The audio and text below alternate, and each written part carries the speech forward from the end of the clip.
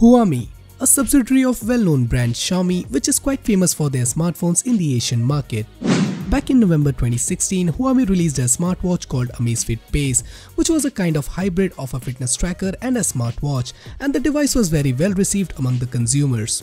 Now I'm pretty sure that many of you guys already know about this smartwatch, and some of you may have also seen couple of reviews, but today I'm not going to do an in-depth review or unboxing kind of stuff. Instead of that, I'm going to share my own experience of using this smartwatch for about 2 weeks and why this is the best budget smartwatch that you should buy right now. Excited? So let's get started.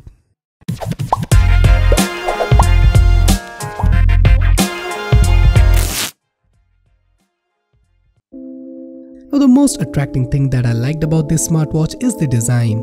Now those days are gone where you need to choose between wearing a fitness tracker or a smartwatch, because Amazfit combines best of both worlds. It strikes a great balance between sporty and classy that not too many other smartwatches can achieve. This smartwatch has a simple and minimalistic design with curved edges, and the edges are made up of ceramic, which not only looks beautiful but also provide a far superior protection than metal or glass, which leads for a better durability. And it's perfect for a guy like me who used to travel a lot on buses and metros more often.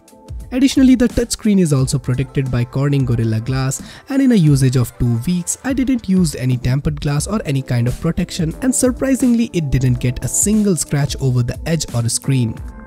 On the other side, the straps are made up of high quality rubber, and believe me, these are extremely comfortable.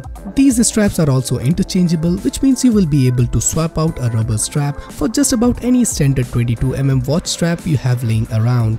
Additionally, Amazfit Pace is also IP67 water and dust resistance, which means you don't have to worry about water damage. And you can still wear it while raining, or you can also take it in a pool. Now let's have a quick look over the spec sheet for those who are interested.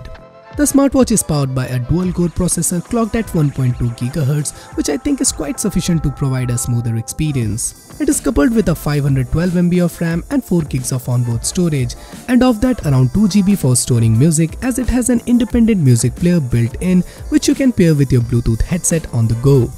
The overall sound quality is quite decent, and you can only change the tracks back and forth and also control the volume. The watch comes with a 1.34-inch trans-reflective LCD display with a resolution of 320 by 300. The trans-reflective technology is something new which I have never seen in any other smartwatch, and this is one of my favorite features of this watch. A trans-reflective LCD reflects and transmits light when exposed to daylight, meaning the display acts mainly as a reflective display with a constant contrast and no backlight is needed. So the more daylight hits the screen, the easier it is to read outdoors. But in indoors, the screen looks bit overwashed out, which I really don't like. The UI of the smartwatch is quite simple. Just double tap on the screen to make it active, or you can also use the hardware button, which is located at the top right side of the watch. By swiping down the notification panel, you will get access to a bunch of options which include airplane mode, silent mode, brightness controller, and the setting option. Swipe left and you will get the information regarding battery. From the home screen, when you swipe up, you will get your notification, and by swiping right, you will get access to the fitness tracking stuff, and it can track your steps, distance, and calories. I normally use the run activity, and when I start the activity, the GPS tracker starts detecting for the GPS signal. It takes more than 45 seconds to lock on the GPS signal, and then you can start your activity. Now when you swipe left, you will get options for music, weather, alarm, sleep, compass, and you can also track your heart rate, as it has an inbuilt optical heart rate sensor at the bottom. After using it for few days, it seems to be very accurate when recording resting and active heart rate readings.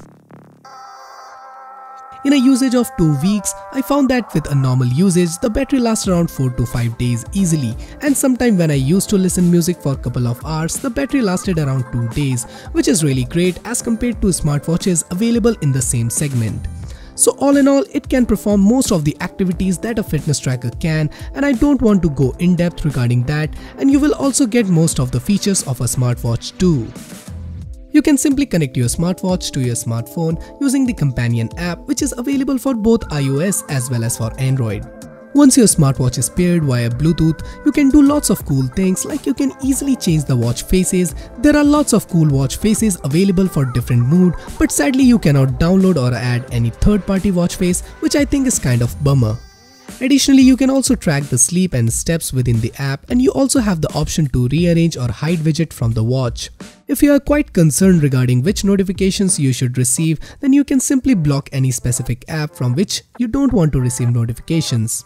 So at last, I would like to give 5 reasons why I think Amazfit Pace is the best budget smartwatch right now, and by no means this video is sponsored. The very first reason would be the design and durability. The second one will be the amazing battery life. The third reason would be IP67 water and dust resistance. Fourth one would be the features it has to offer, including trans-reflective LCD. And the fifth one is the low pricing. I imported this Amazfit Pace from a Chinese website called Twrp, as this is not available in India yet. It cost me about 9,000 Indian rupees, which is roughly equal to $140 including free shipping. So if you are interested, then I will leave a purchase link in the description down below. So guys, that's it for this video. Hope you guys liked it, and if you do, then do consider subscribing to my channel for more future videos like this, and don't forget to click that bell icon so that you never misses any new video from Extreme Droid. So this is Samir signing off, and I will see you guys in my next one.